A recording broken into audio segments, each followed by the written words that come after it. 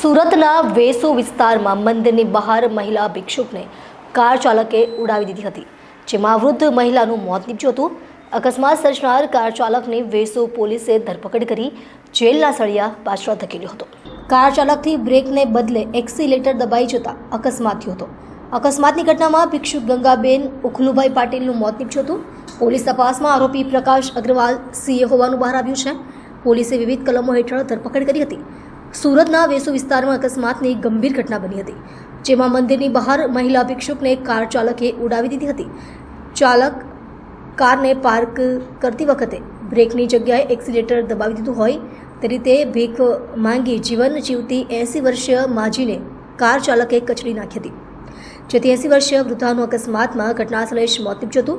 ઘટનાના હચમચાવતા સીસીટીવી સામે આવ્યા છે.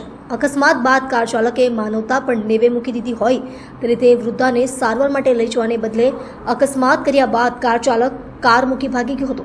ઘટના અંગે વેસુ પોલીસે ગણતરીના કલાકોમાં આરોપી પ્રકાશ અગ્રવાલની ધરપકડ કરી જેલના સળિયા પાછળ ધકેલ્યો હતો. તો કઈ રીતનો બનાવ હતો, કોણ છે આરોપી અને કઈ રીતના એની ધરપકડ કરવામાં આવી?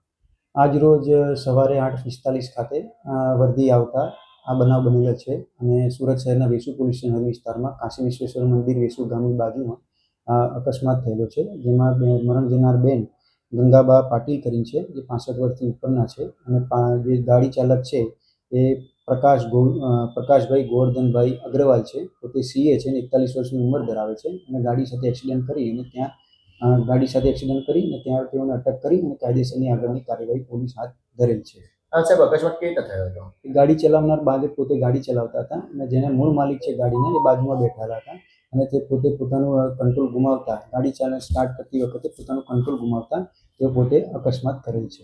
સીસીટીવીમાં બી ઘટના કેદ થઈ છે? જી, સીસીટીવીમાં કાયદેસરની સીસીટીવીની જે ફૂટેજ લીધેલા છે આગળની ઘટિત કાર્યવાહી કરવાની ચાલુ છે અને આરોપીને અટક કરવામાં આવી છે. કઈ કલમ હેઠળ ગુનો દાખલ?